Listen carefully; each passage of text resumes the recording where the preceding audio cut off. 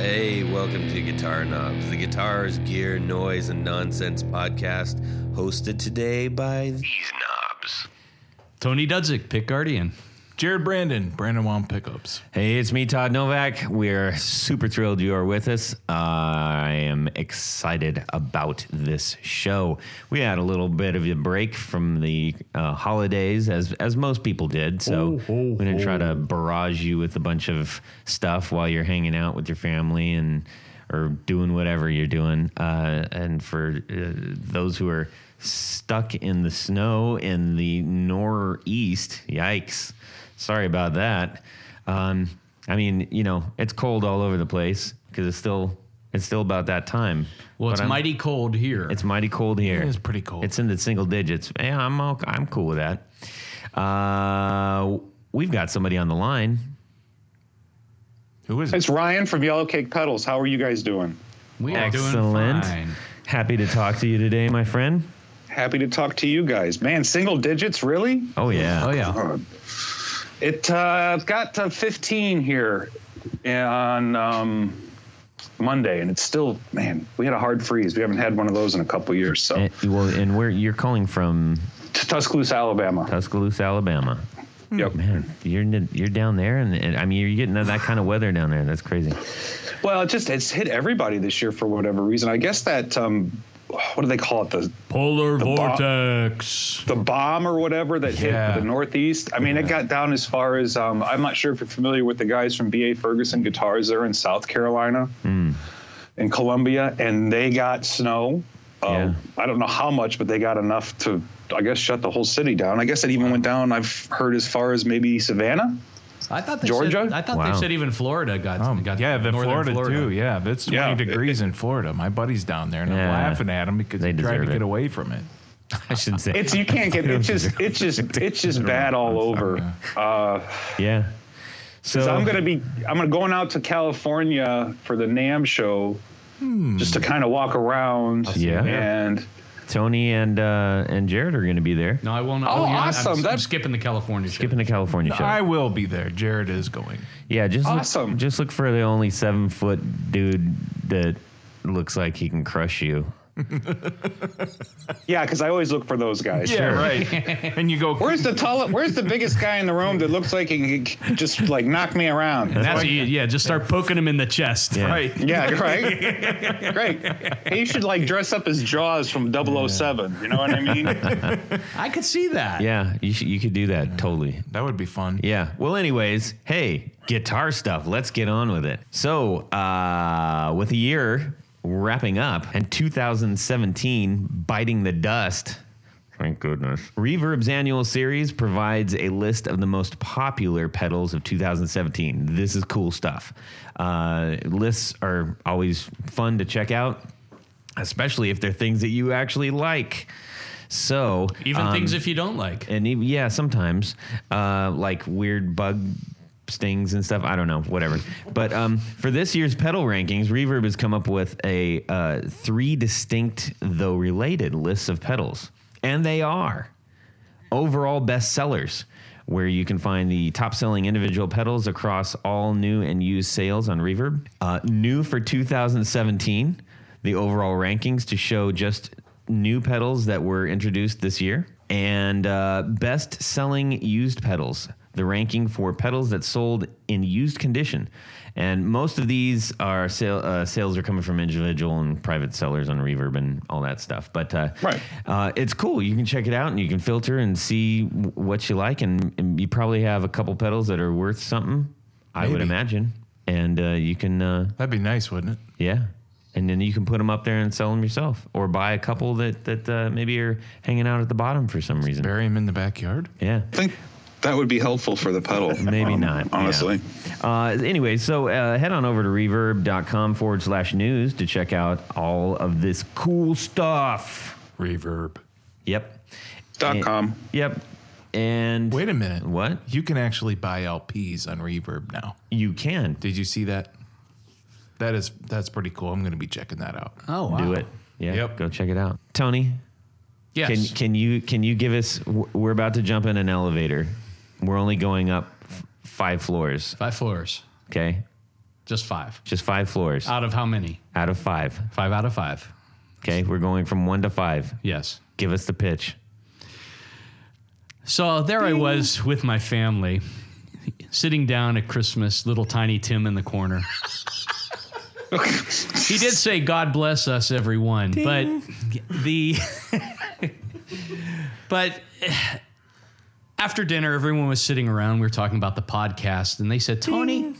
How can we possibly help make this podcast bigger, better, stronger, faster?" Patreon. Ding. I immediately said, go to patreon.com/the Guitar Knobs and check out the many levels of sponsorship available. The higher levels, you get your put the name on the thing. So, in walks Ebenezer Scrooge. Thank you, Tony. So, what's going on with everybody this week?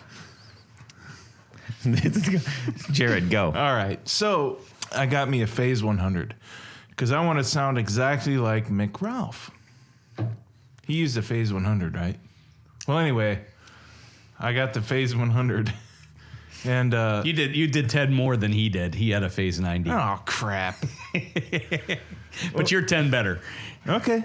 Well, anyway, I was really looking forward to getting this pedal. And I found one from the later 70s.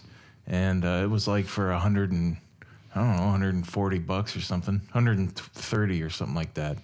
But it had the original box, matching serial number, matching serial number. Wow.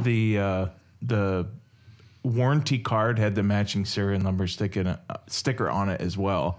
So I was impressed. I was like, man, this thing's pretty cool. I'll just get it for the nostalgia, factor as well. So I bought it, and then I looked at all the costs and the details, and it was too late to change it. But the guy wanted $20 for shipping it. Yeah. Oh my God. Yep. So he spent $10.09 or something. But I'm not gonna get on him for $9. I would. I know, but it's still kind of a.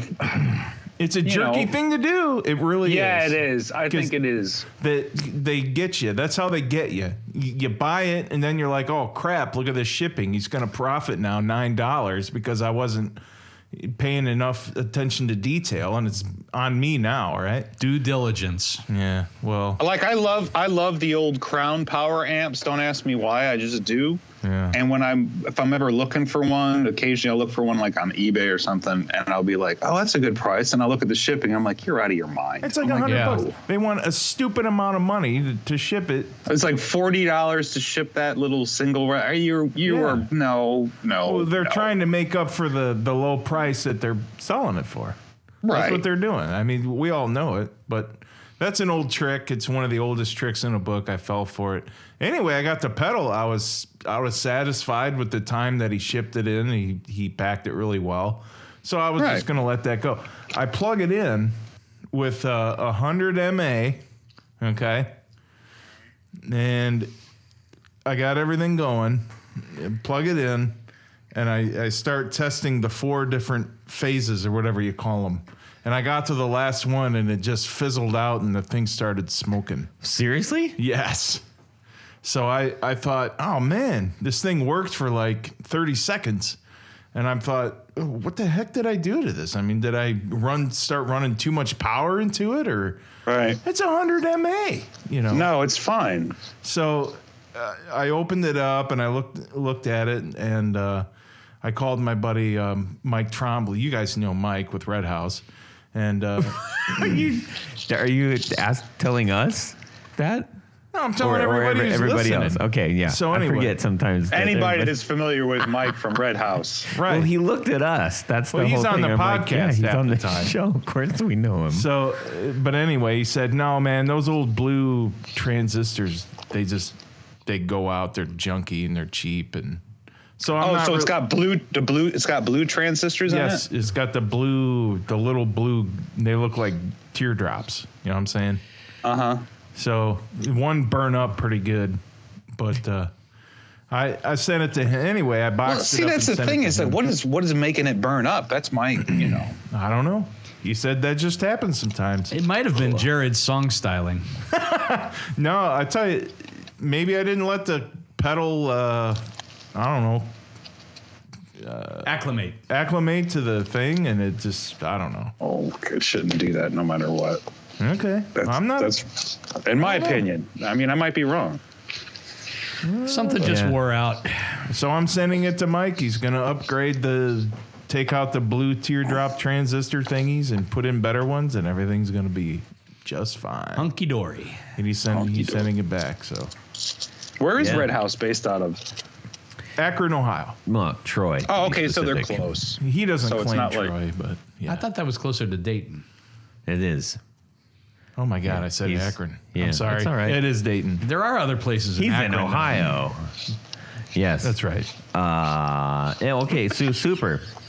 Here's my only thing, and I'm not going to try to start a war on this, but with all of the phase pedals, all of the phase 90, 100, 45s, all of them, it is you turn it on and phaser. That's all you get.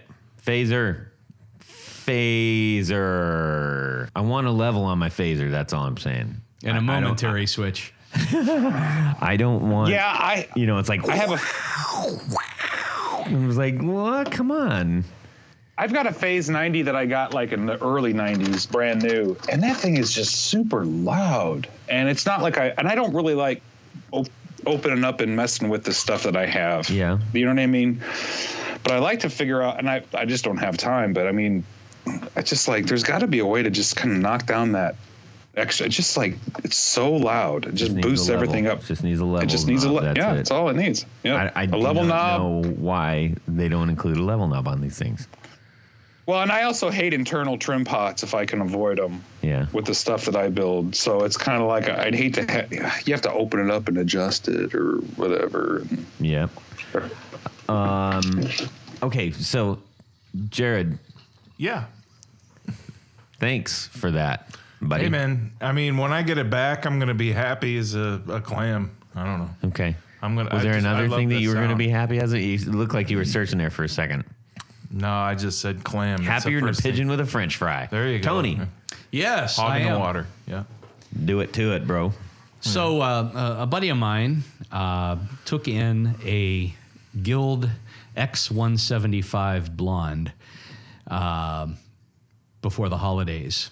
And he knew that I was a stupid Guild fan. And, of course, he brought it over to me, and I had to have it. You melted. I melted. Yeah. But it's a beautiful guitar. It's basically an old jazz box. It's a 75 Guild. Not their best era of Guilds, but... Well, Natch. I don't know. Natch. As if. I don't even know. But it's a very cool guitar. Jared, I think you saw it, didn't you? Yeah, I played it. It's really nice. Plays guitar. incredibly well, so I had to have it. Now, the one caveat about it, not even a caveat, it's just as it is. Someone had put stickers across the top that said Dudley.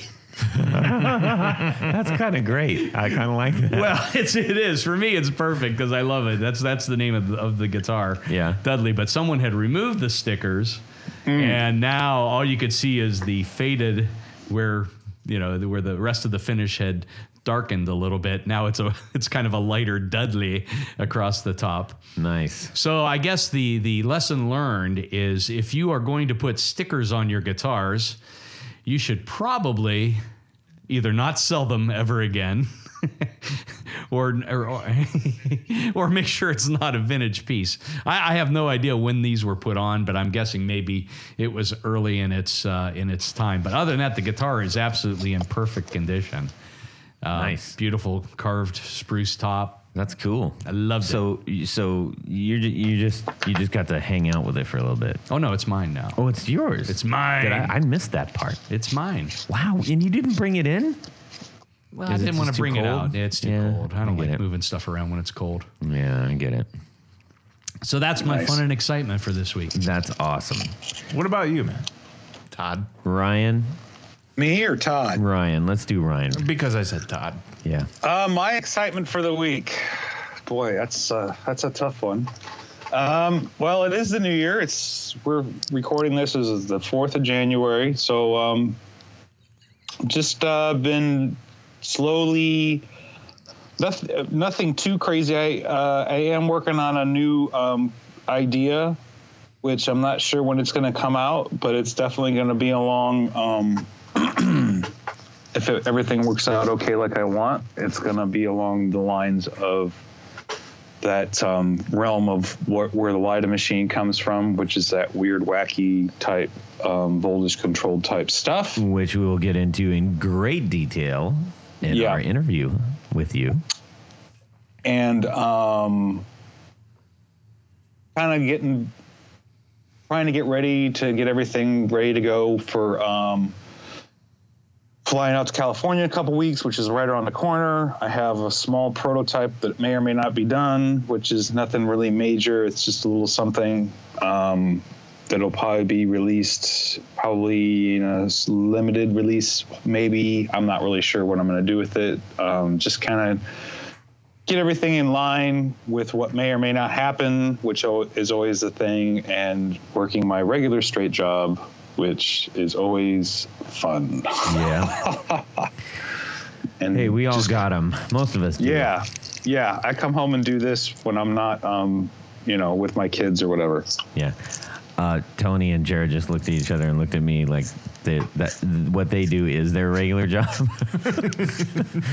We just like being poor. Yeah. That's right. Right. Well, it's okay. Yeah. As long as you're happy with what you do. Like, I'm happiest when I'm doing the pedal with Yellowcake. I mean, the security from the other job is fine, but it's not fulfilling. I don't, come home from work being like, oh, it was just so great. Do you mind? Do you mind me asking what you do? Or you don't have to tell us if you don't want to. Well, I work for a municipality, and I basically do kind of asset management and stuff. Mm-hmm. And that's as far as that means. Yeah, it's totally fine. I sit in front of a computer all day. That's what the line I always use. I sit in front of a computer all day, and I just wish I was just doing Yellowcake. So, yeah. Well, hey, but look, hey, you got that. And just imagine if you didn't. Right. I know. Don't imagine that because that can lead to. No, I have imagined that. That's not a good place to be, pal. Yeah. I'm telling you.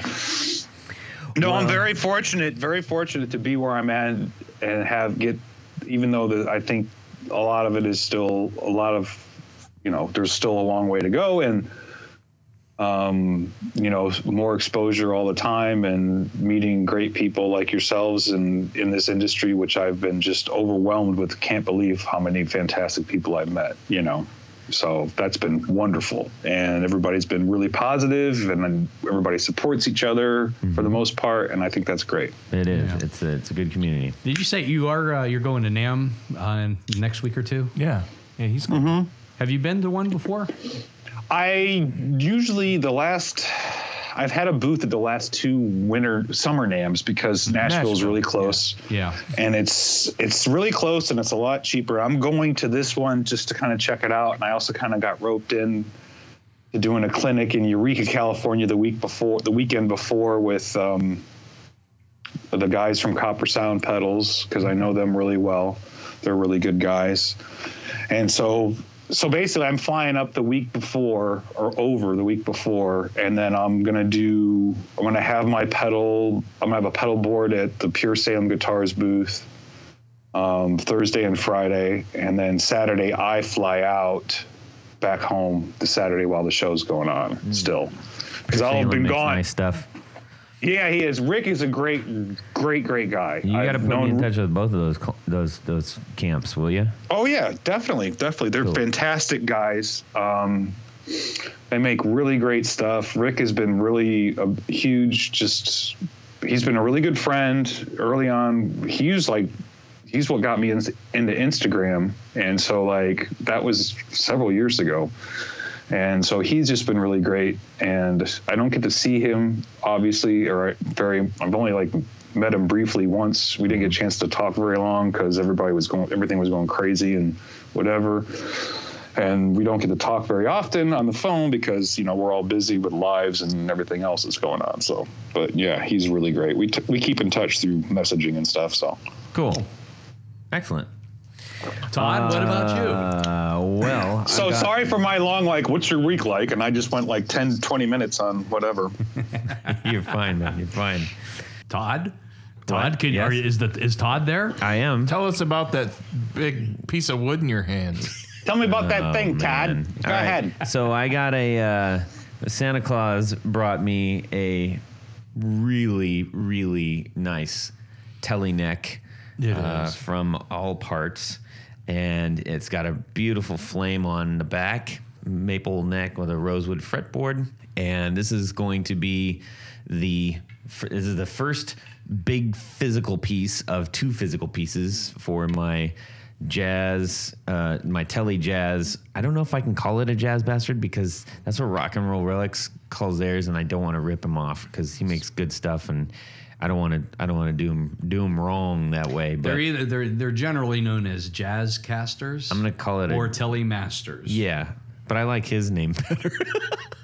But anyways, yeah, it's going to be a jazz master. Let's just say it's that. So anyhow, this neck is I'm just really, really happy with it. It's super nice, and I'm excited to get the body, which is shipping soon.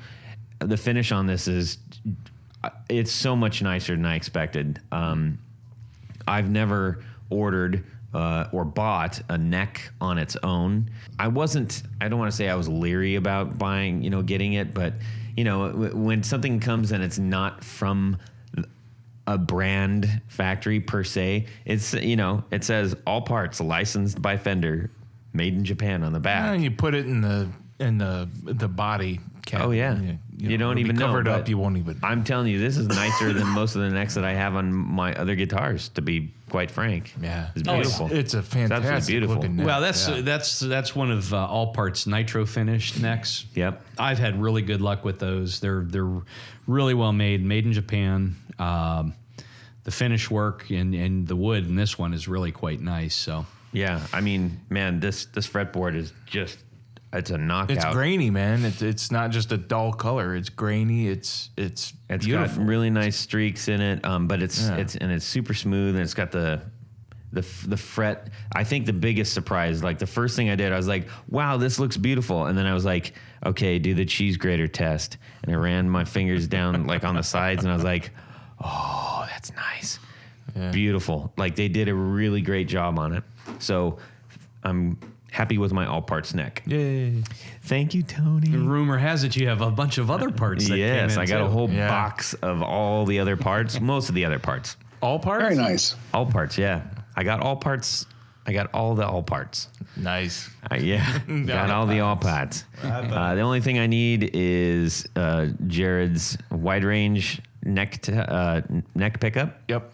And so I'm making it a real jalopy because it's sort of actually it's going to be like a telly custom, a jazz telly custom.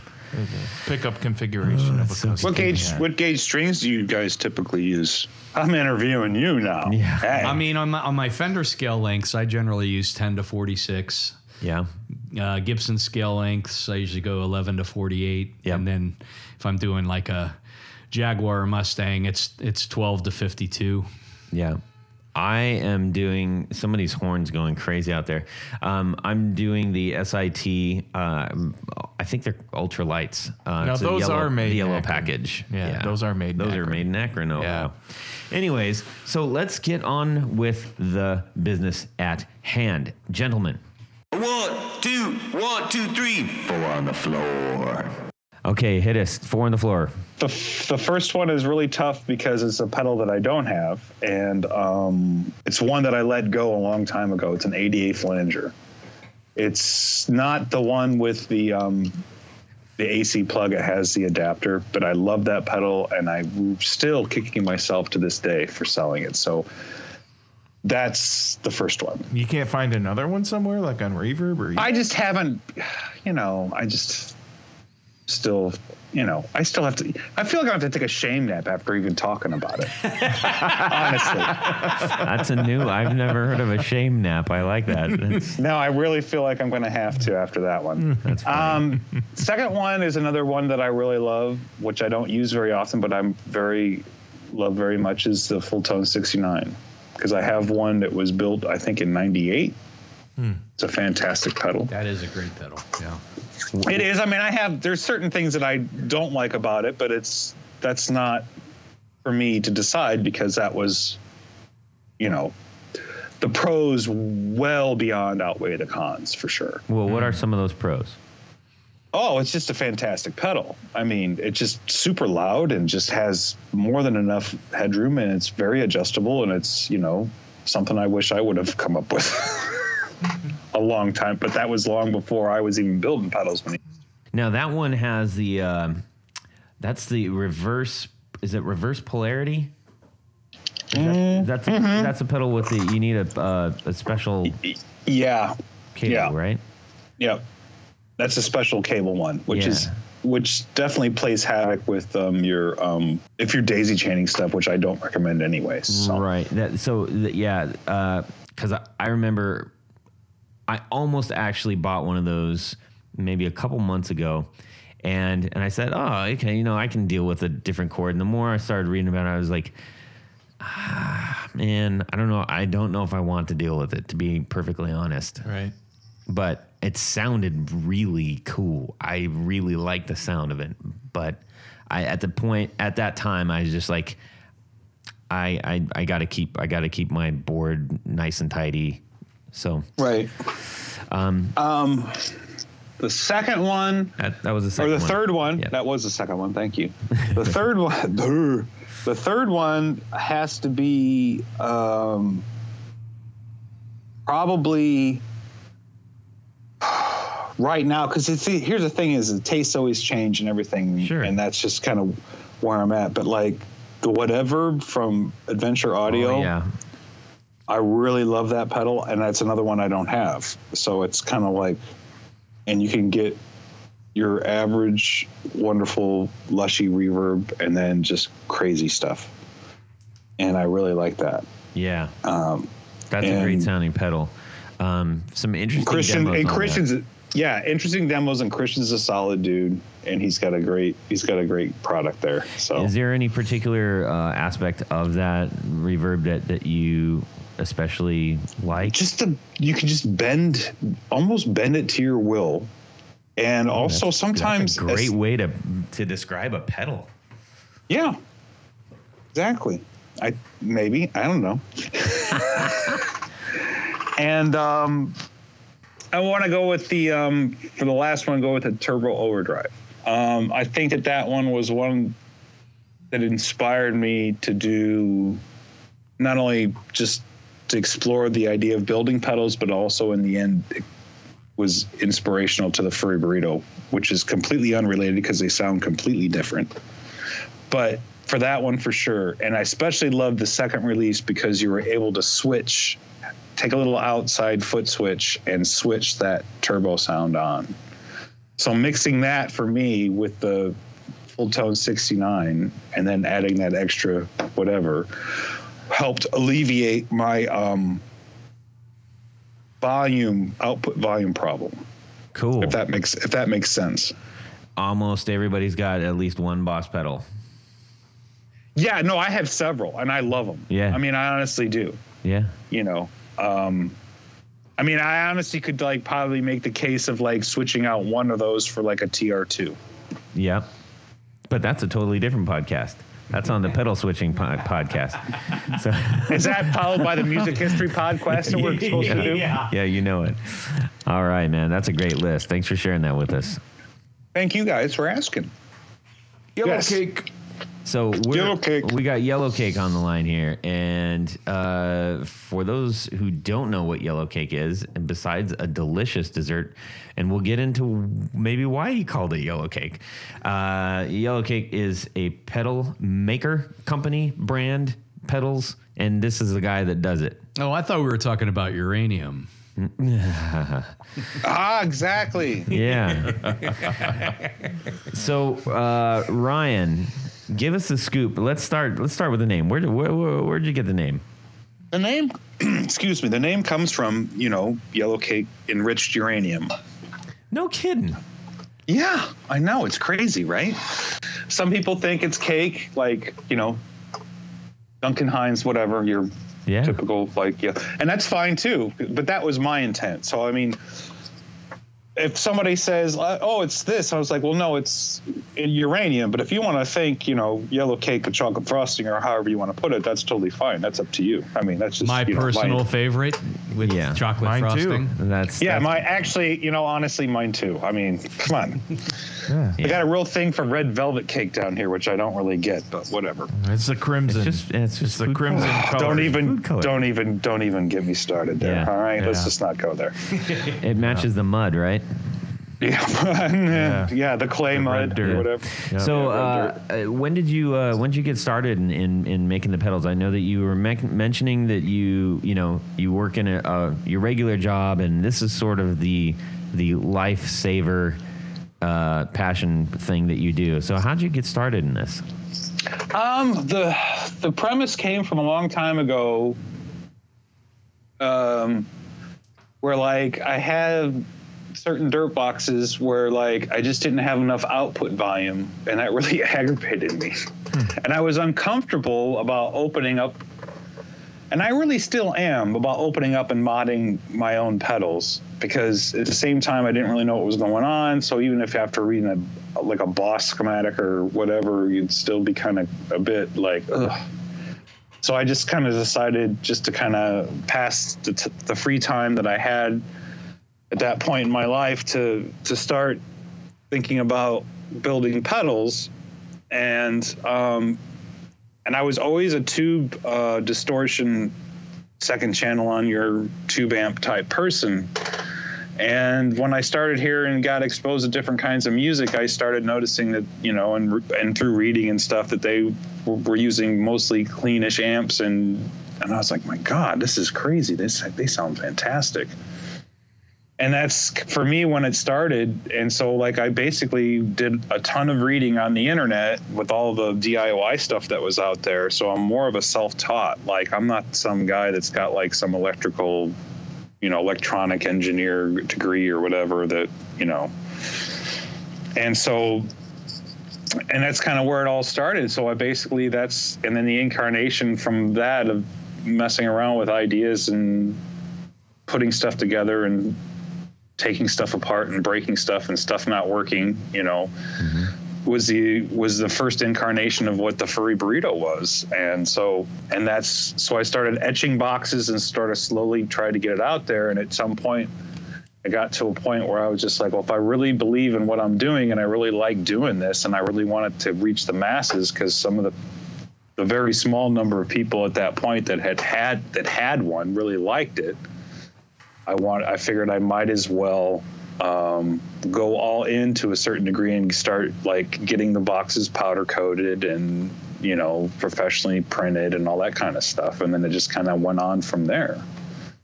And then I did the fried gold and your mom, the MK Ultra, and the latest, which is the Lida machine, which was a total departure from the normal for what Yellowcake was seen as or known for. Well, you just mentioned the names of the pedals and I think most people are probably most familiar with the furry burrito and most recently the Lida. But would you mind just kind of running through what each of those pedals are and what they do and how you got the name? Oh, jeez. For each one of them. Okay. Furry burrito. The name comes from a childhood memory. My mom talking about like when you leave like a burrito in the fridge too long, it gets moldy.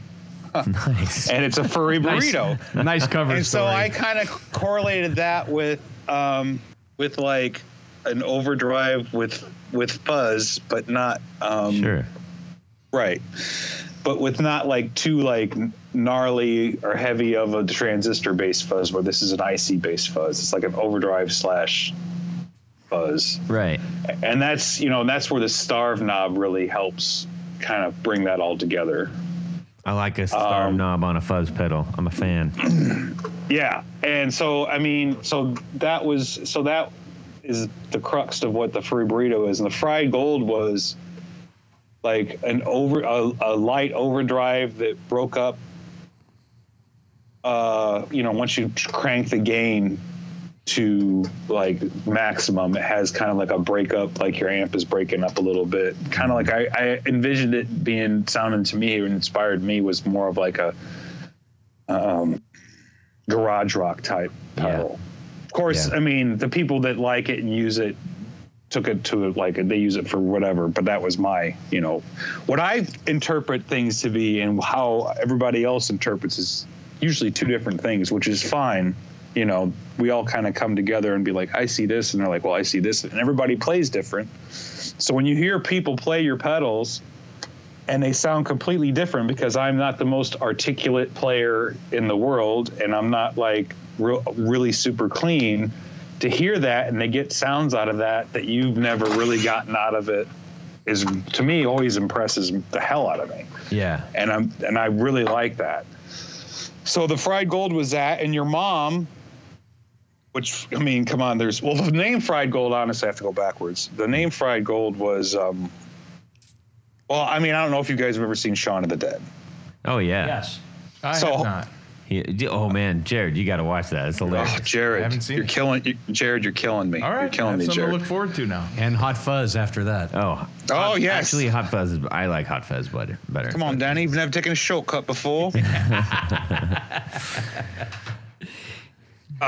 Fried Gold came from that part of, like, go to Liz's. Or we'll go to Mom's, kill Dad. Sorry, Philip. And then, go to Liz's, pick up Liz's, and go to the Winchesters and wait for this whole thing to blow over. And then it's like, how do you like that for a slice of Fried Gold? And I was like, that's a great, Yeah, that's cool. Okay. So it kind of came. It's always these little things, and it kind of wraps it together for myself, but it doesn't. It's usually 3 or 4 different ideas or things or objects that bring the whole, the cool. The art's always totally unrelated to the name, but to me it works. And your mom is a silicon / germanium transistor fuzz pedal, and it has a starb knob too, which I really like. So that was a little bit more like of a straightforward head fuzz, but still can kind of get a little bit overdrivey, but also get the fuzz that everybody likes. And then the MK Ultra is basically a fixed wah with a blend that has essentially like an octave up. It's an octave up that's always on, but then you can blend in the fixed wah and adjust the frequency of the fixed wah. Nice. So like the left knob is basically blends the fixed wah into that octave up, and then the right knob, essentially the control knob, essentially is the pitch of adjust the pitch of the fixed wah. So gotcha. Do you have a personal favorite of that line? Oh, well, right now, 'cause those are all the drives. So we've covered the drives, right? Yeah, right now I think my personal favorites, it's kind of a toss-up between like the Fried Gold Furry Burrito and your mom. The way that covers them all almost. Yeah. But the way that with the Furry Burrito starved completely down, and the way it affects and goes with the Lida machine is just super damn fun. Nice. So let's talk about the Lida machine real quick. The Lida machine was I've had people ask me, when are you going to do a reverb, and when are you going to do a delay, and when are you going to do kind of like that typical stuff. Not like the drives aren't typical. And I was like, I just wasn't really comfortable or inspired by doing any of those, for the simple fact that like there are so many great reverbs out there, and there are so many great delays out there, and so many great phasey type things. I wanted to do something that's just totally weird, crazy, and wacky, and that it was inspiring to myself, which is where all these the 4 previous came from.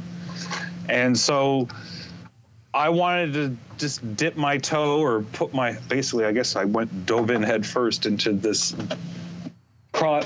which I view as more of a cross-platform pedal, because I don't know if you've seen the Knobs demo that came out a couple weeks ago.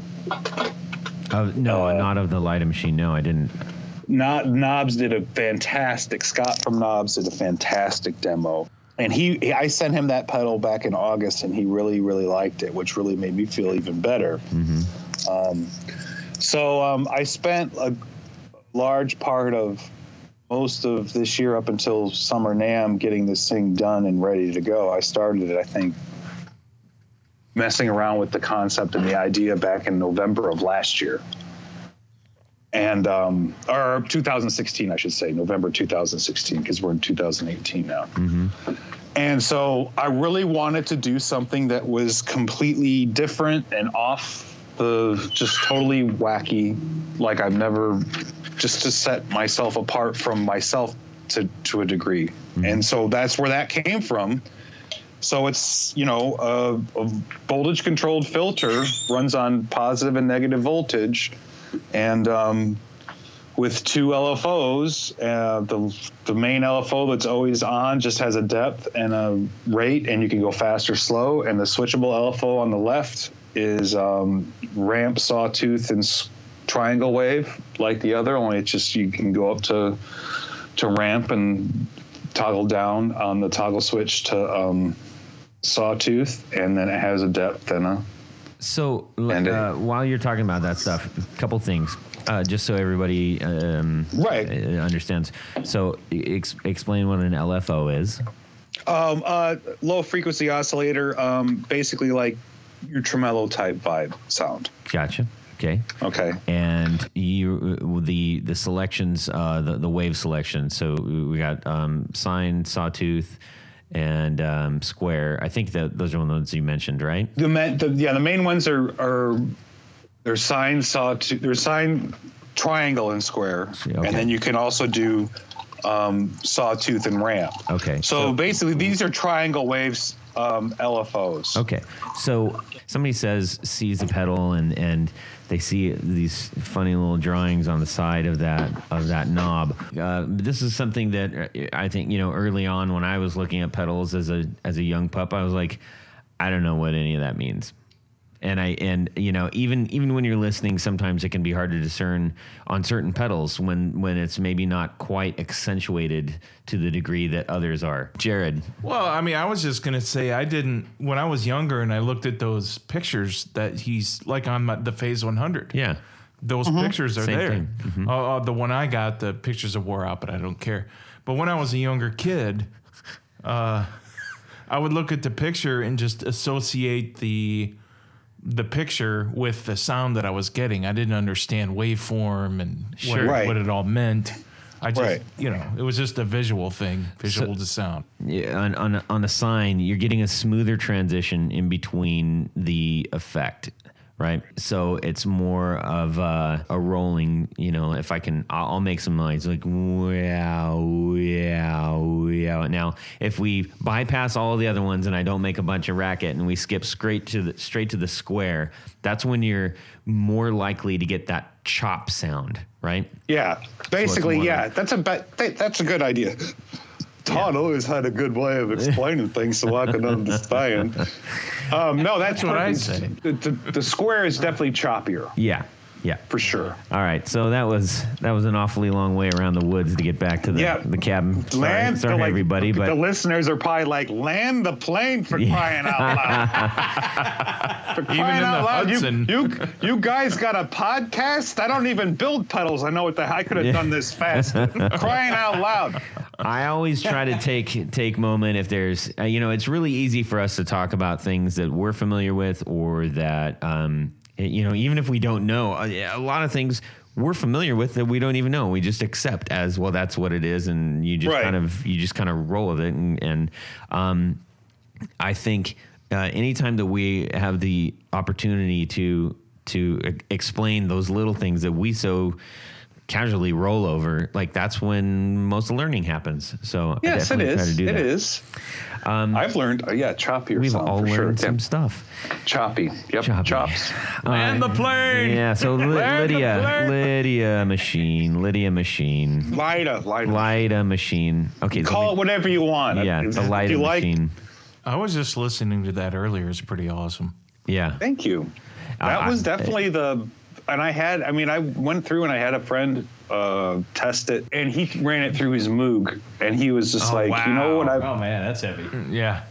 It was a smaller Moog synth, but he ran it through his Moog, and he was just like, is it Moog or Moog? Because I've heard two different. I've always heard Moog, but you can call it. Is it Moog or Moog? Matter. It's a Moog, and he loved it because he was like, you know what? I hate that I don't have enough LFOs on my synth, and you only get like one, or I've got one. What's an LFO? Low frequency oscillator. Oscillator. Have another fireball there. Anyways, I think I will. thank you. Okay. And and he was just like, and I've seen pedals, and there's not very. And the other thing too is that there aren't that many pedals out there that are VCF or resonant filter or whatever with an LFO. Normally there's just one LFO, and I was in the middle of doing this and trying to put this together, and then somebody's like, oh, so have you seen this? And I was like, no, they're doing one, and they're like, have you seen this? This just came out at Winter NAMM, and I was just like, mother, and I was just like, all right, well, I'm going through with it anyways. I don't care. But they didn't have two LFOs, and they were like, and I like the idea of being able to switch one off if you don't want one, or if you don't want any of the LFOs, just turn your depths all the way down, and you don't have to worry about it, and just use the resonant filter. And that's why I put a CV in. So if you wanted to plug a synth module into it that had a CV out of whatever, you could run it through the VCF. That's a lot of acronyms, man. Tell everybody what a CV is. Voltage control filter. CV is a controlled voltage out. So anybody that is familiar with the synth modules in the synth world, that like your little synth module rack, Euro rack or whatever, will have a CV out or a CV in. Okay. Some of them don't have CV outs.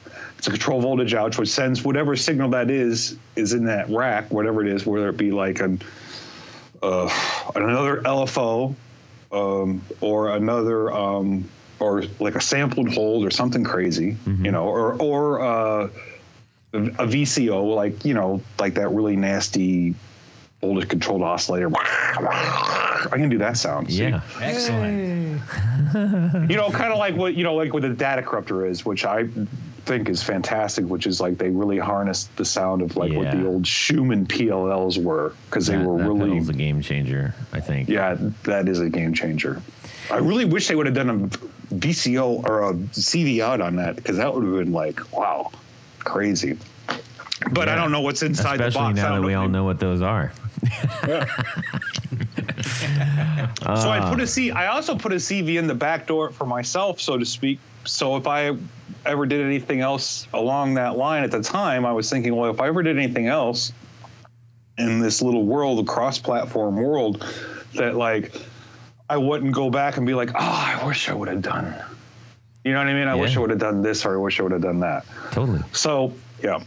So I'm glad. And there's an expression in for the frequency of the resonant filter, so which is very fun. Ooh, cool. Yeah, we're gonna have to figure out how to get our hands on one of those here. Yeah. Play around with it. Yeah, you probably should do that. Yeah, I think we're talking to the guy. But you're like I think I might know a guy. Bring one to NAMM so I can take it home. Yeah. Well, I don't know about taking it home.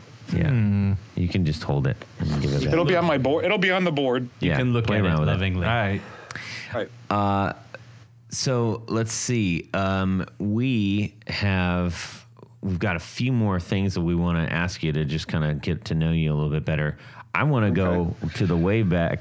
Well, I'm going to go to the Wayback machine first, and then we're going to go to the Way Forward machine. All right. So the Wayback machine. Where'd you get started in guitar stuff, man? I saw Live Without a Net, Van Halen back in, I think, 1990 or something, and I was like, I want to play guitar. Sammy Hagar days. The Sammy Hagar days, which actually now, I mean, if I have my choice, I prefer the Roth era. Yeah. Well, now the Roth era is longer than the Hagar, right? Yeah, but I mean, I think sound wise, it's just more raw back then. it was more raw, and it's just there's more of a purity to it. Yeah. and the licks are just a little bit more pure. I think the whole body of work of Eddie Van Halen is fantastic, but like to me, I gravitate more to that sound. Yeah, on the Music History podcast, you can learn all about this. So what the Music History podcast? That would actually be a great one. Hey, I wasn't trying to offend it. I wasn't trying to offend anybody. No, I hear you, but that's actually a really good idea. I wonder if I haven't found one yet. So are we doing is there a music history podcast you guys do, or are we just no? Maybe there should be one. Yeah. I don't have time. I'm booked, man. But anyways, let's get on with this. So you started. You saw the Van Halen show. What did you start playing first? Guitar wise. Guitar. Oh gosh, I had a Washburn KC10V. Wow. Yeah. That sounds terribly underwhelming just because it has a lot of letters and stuff. What describe that guitar for us? It was just like basically like messed up. It was just like a knockoff, and it just had one humbucker in the bridge, and it was just like a piece of junk. But I loved it, and it was my first guitar. And I had it didn't have any kind of it had just like your typical tremolo. It didn't have a locking trem or anything. So I had somebody put a Kaler on it, which those were just like, I hated those things. It wasn't even like a real Floyd Rose. Yeah.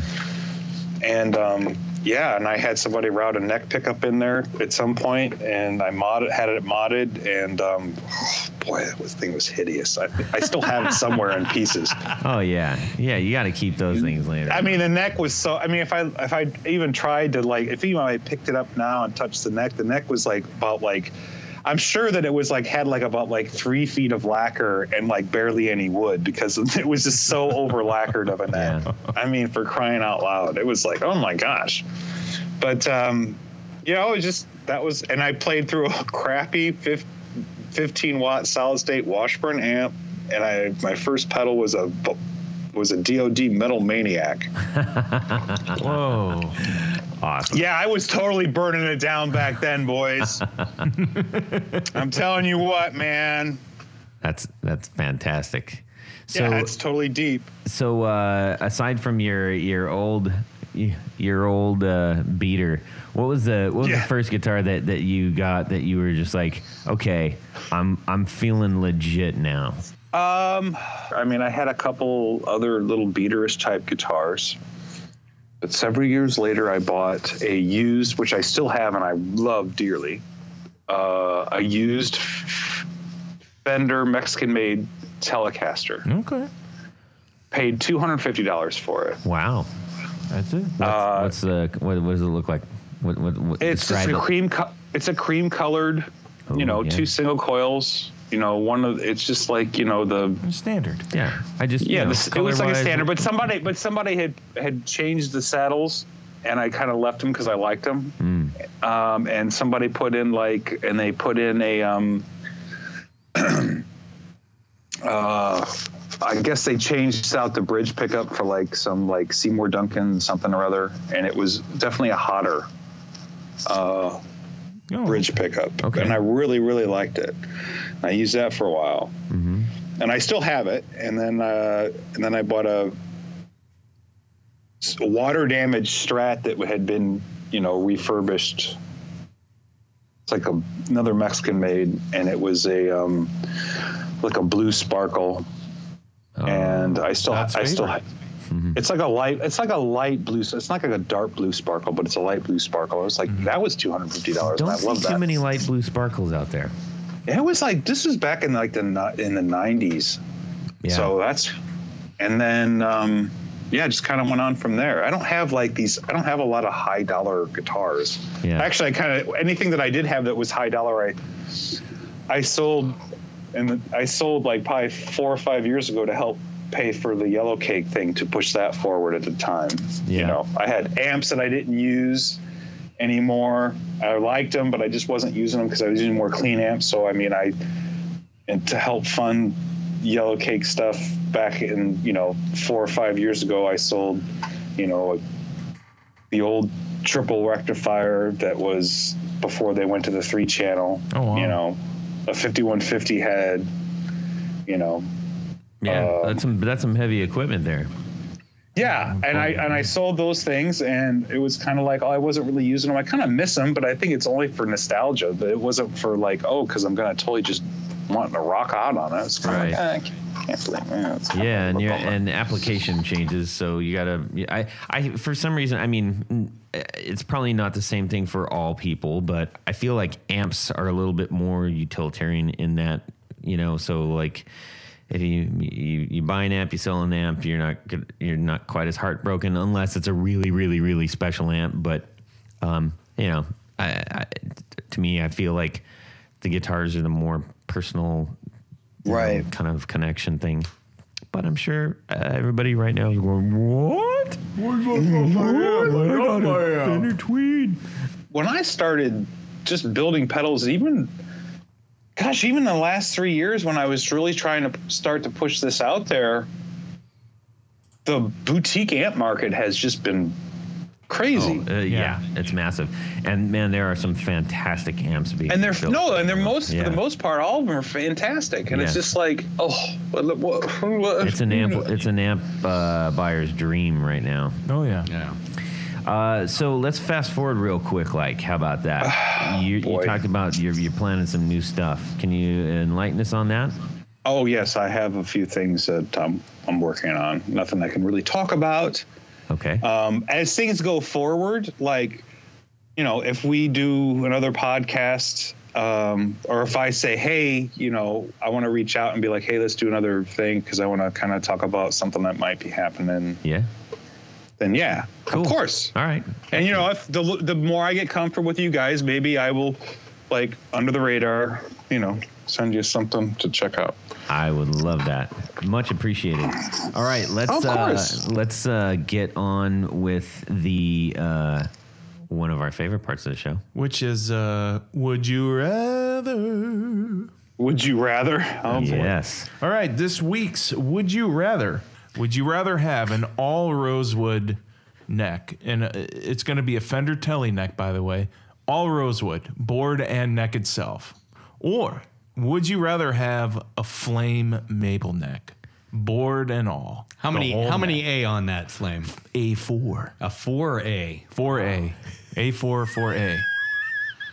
It's a 4A maple. I don't know what does that mean, Tony? I'm glad he didn't say A1 because I was like, right, steak sauce. What does that mean? 4A is about the top of the line, most figured. Okay. Yes. 4A. I have to go with the maple neck, and it's only from experience. Like, I have like maybe one or two rosewood fretboards, right? But I prefer the maple neck. Cool. Sorry. Perfect. Am I wrong here? Am I fired? No, you're what's not. going on? Tony, what are you going with? I'm going with the rosewood because I've had the opportunity to play an all rosewood neck, both board and neck itself, and it's a darker sound, especially on a Tele. Yeah. It's really kind of a departure. Interesting. Yeah. They're heavy. That's the one thing. It feels clubby somehow.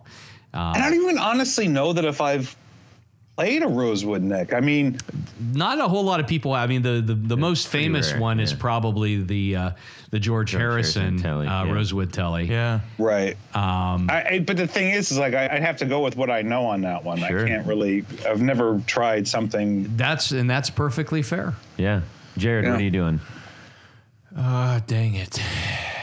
I'm gonna go with the rosewood. Yeah. For right now, I'm gonna.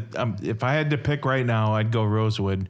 Well, maple sometimes is unforgiving. You have to kind of put that thing in submission if it acts up on you. You know. What does that mean? Well, they could. Come on, I think you know what it means. Yeah.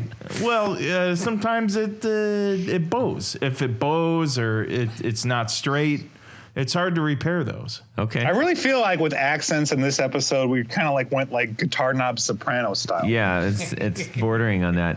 What are you gonna do? I don't know. Yeah. Yeah. I'm going with rosewood too because of the I think the novel notion of it, the uniqueness, and that's it. I've never played one either, but I would like to. Maple's brighter anyway, man.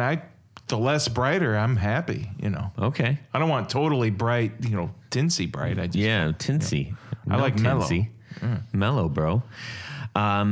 Excellent. I'm just repeating what I'm saying. I know. It's fantastic. Okay. Thank you guys so much. I had a great time. I hope that everything went as well as it could be expected. Pretty because awesome, we edit. man. Yeah. I really appreciate you guys. Yeah, no, it's super fun. Super fun. Pretty fun. It was great having you on. This has been it's always great to hear, you know, the backgrounds on the people that are building the machines that we use, and that we, you know, that all the ones that we choose and we take and we say, this is ours and this makes the sound I like, you know, and that becomes part of us in ways. And so I appreciate to me, it's always very humbling, and it's never lost on me to be able to do this. And yeah, for sure. Let me just call out a couple people really quick. We want to give a big fat thank you to these fine folks: Mason Green, Sean S., Oliver Gonzalez, John Daly, Robin Smith, Derek Fitzer, Pete Marshall, Carlos Mancha, Matt Brammer, David Wolfson, Martin Cliff, Tom Barazin. My guy. Woo, man. That's a lot of people. We love it. Thank you. They got their name right on the thing. And hey, if you guys want to become an executive producer, you can head on over to patreon.com/the Guitar Knobs, just like these guys did, and help us out. We greatly appreciate it. Thanks, guys. Yeah. how do I become an executive producer? That's interesting. You go to theguitarknobs.com. Wait. No. Patreon.com. See, that was a test. /the Guitar Knobs. That was a test, and you guys passed it with flying colors. I love it. Last thing I just want to mention that we'd like to remind you that at reverb.com, it's a marketplace just for musicians all over the world. So you can buy, sell, and make offers and negotiate with complete protection. Whether you're selling from your home or if music gear is your day job, there are millions of listings online already, and it's free to list yours too. So join the musicians marketplace at reverb.com. Beer. Dudes. How do we get in touch with Pick Guardian and Brandon Wild? That was Brandon another Wild. test. I think I was going to get off the... Hey, Ryan, how do we get a hold of you? You can email me anytime. Ryan at yellowcakepedals.com. You can go to the website, yellowcakepedals.com, or the best place to really get a hold of me and check out what's going on is my Instagram account at yellowcakepedals. Perfect. Tony, how can we get a hold of you and pick guards and junk? Well, there are many, many ways. Yeah, pick one. Many ways. You can go to... Can I have two? You can pick two. Yeah. You can go to pickguardian.com, and you can also contact me through the various social medias. Excellent. At pickguardian1. Yes. The number 1. Yes. And you'll be sure to help them make a very personal addition to their guitar. I think that's probably the most personal thing that I've been added to mine through your fine work. I appreciate that. Jared. For pickup questions and anything like that, go to... Did I just hit the help desk at like the car parts place? What? For your pickup Press needs 1 and questions, go to BrandonWoundPickups.com. You can email me, Jared, at JARED at BrandonWoundPickups.com. I'm also on Instagram and the other one, Twitter, at Brandon Wound, and on Facebook, Brandon Wound Pickups. All right, guys. Brandon sounds like he's a bit wound up, honestly. Yeah. He gets like that. He gets a little wound up. Hey, have an awesome week or whatever part of the week until we talk to you guys next time. Thank you so much for listening. We appreciate you. Get in touch with us on our social various things. Subscribe. Yeah.